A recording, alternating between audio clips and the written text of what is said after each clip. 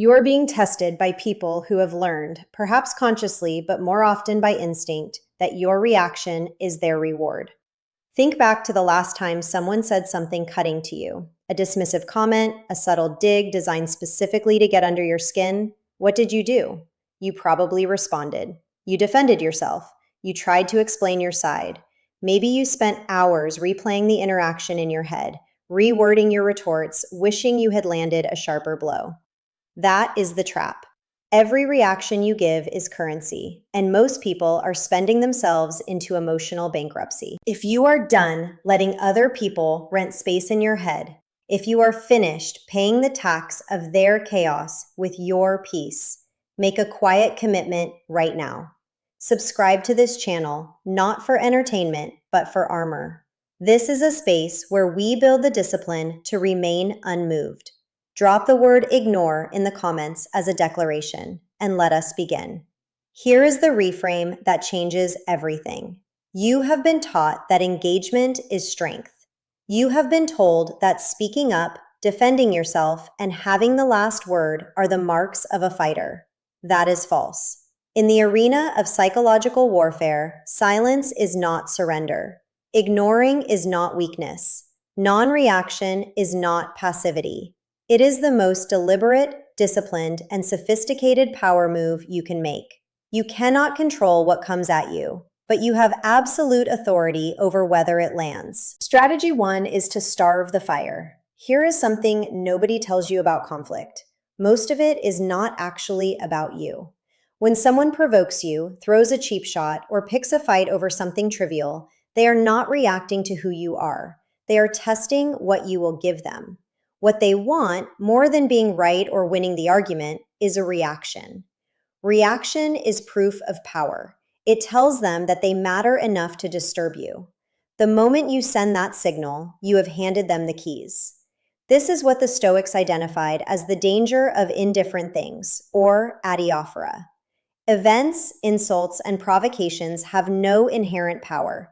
They only carry the weight you assign them. Epictetus, who was born a slave and became one of history's most influential philosophers, understood this viscerally.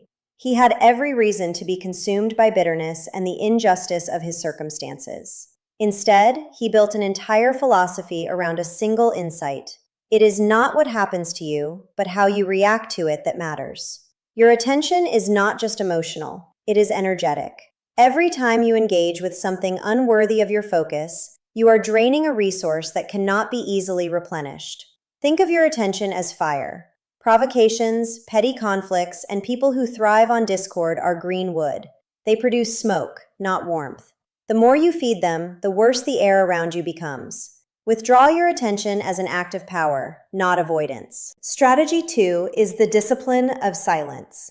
There is a deeply human urge to be understood. When someone misreads you, criticizes you, or questions your choices, something inside you immediately wants to correct the record. You want to explain. You want to lay out your reasoning so clearly that they simply have to see the truth. But here is what that urge is actually costing you.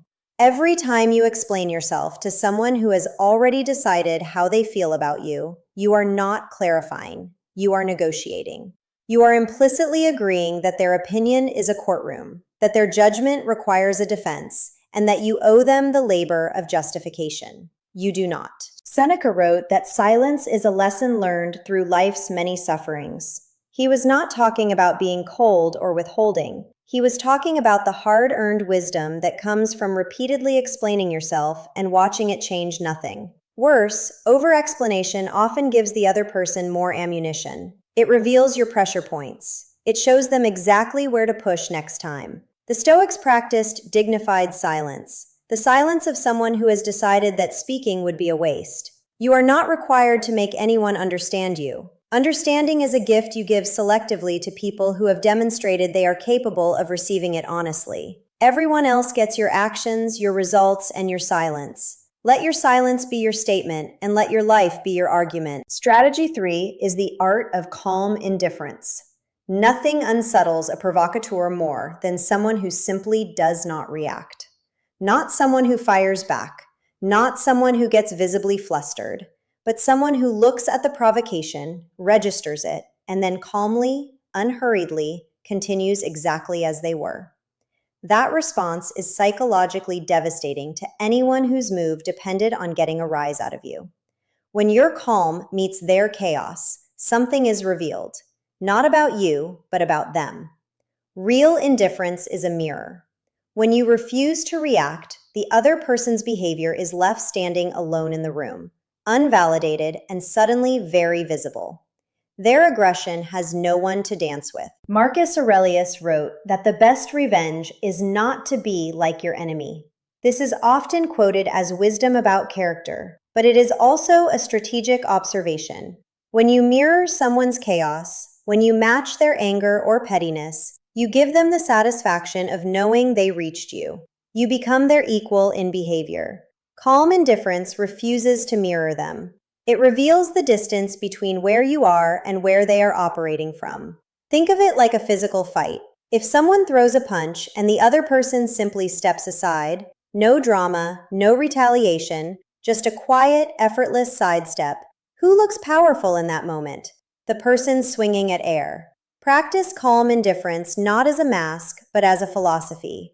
Let your stillness expose the truth without a single word. By now, you may feel a physical shift, a slowing of the breath, a quiet settling in the chest that recognizes a truth you have known for a long time, but rarely had the words for.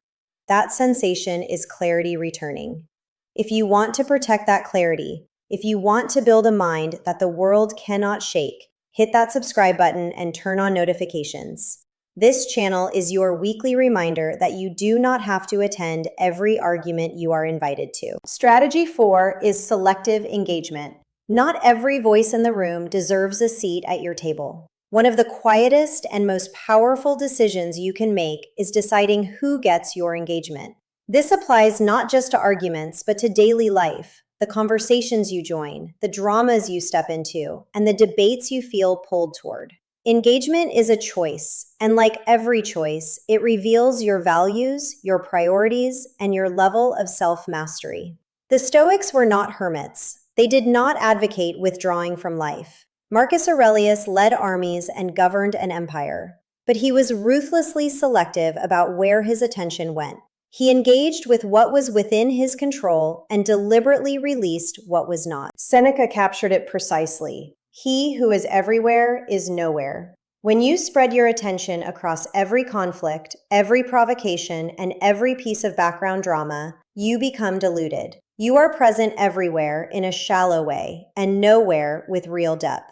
When you become genuinely selective, something shifts. Your focus sharpens. Your energy consolidates. The chaos that once felt overwhelming recedes into background noise because you have stopped amplifying it. Before engaging with anything, a comment, a conflict, a charged conversation, ask yourself one question. Does engaging with this move me toward or away from the person I am trying to become? If the answer is away, non-engagement is not avoidance. It is alignment. Treat your engagement like currency and spend it only where it earns a real return. Strategy 5 is emotional restraint. The moment you lose your temper, you lose the argument, even if you were right.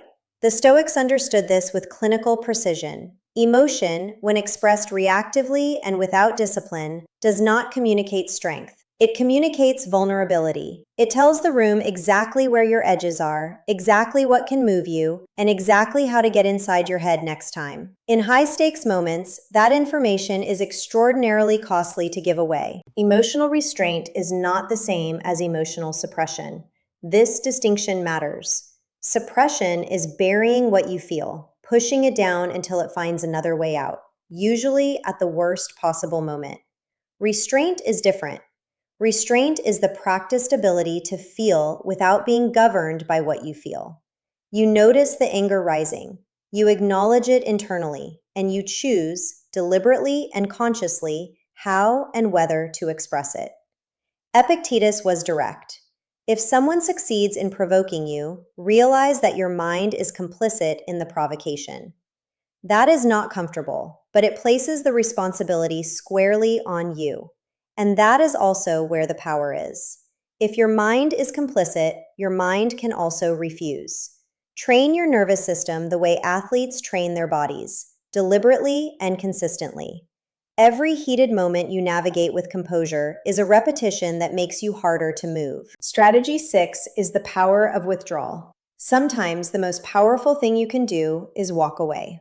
Not in defeat, not in avoidance, but in the full, clear recognition that some environments, some conversations, and some people are not worthy of your continued presence. We have been culturally conditioned to believe that walking away is losing, that the person who disengages first is the one who could not handle it. That framing is backwards. Withdrawal, when it is disciplined and deliberate, is not a retreat. It is a redirection of resources. It is saying, I see what this is, I understand what it costs. I am choosing to invest myself somewhere more worthy. The Stoics were deeply concerned with the hegemonikon, the ruling faculty, the rational mind that governs how you engage with the world. Protecting that faculty from unnecessary damage was a moral obligation. Exposing yourself repeatedly to toxic dynamics is not resilience. It is negligence toward your own inner life. Withdrawal communicates, I do not require this. My time and attention exist on a different level. It does not need to be dramatic. The quiet, dignified departure of someone who has simply decided they are done is psychologically louder than any argument. Make withdrawal a tool, not a wound. Use it as a declaration that your peace is non-negotiable. Here is the deeper mechanism behind all of this. We react because we are biologically wired to survive threat.